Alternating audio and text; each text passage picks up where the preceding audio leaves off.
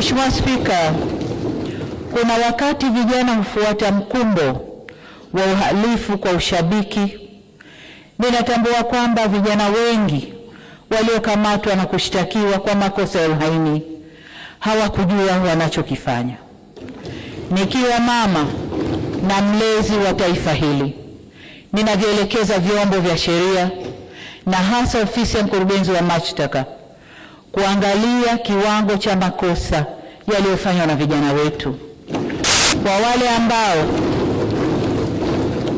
ambao wanaonekana walifuata mkumbo na hawakudhamiria kufanya uhalifu, wawafutie makosa yao.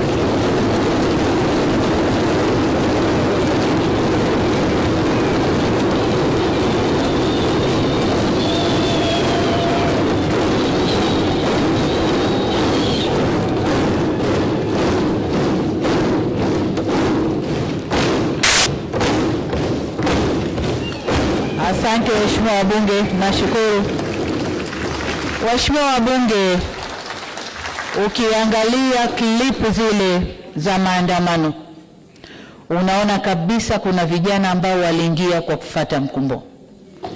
Wanaimba kwa kufuata ushabiki. Hawakuwa wanajua wanalolifanya.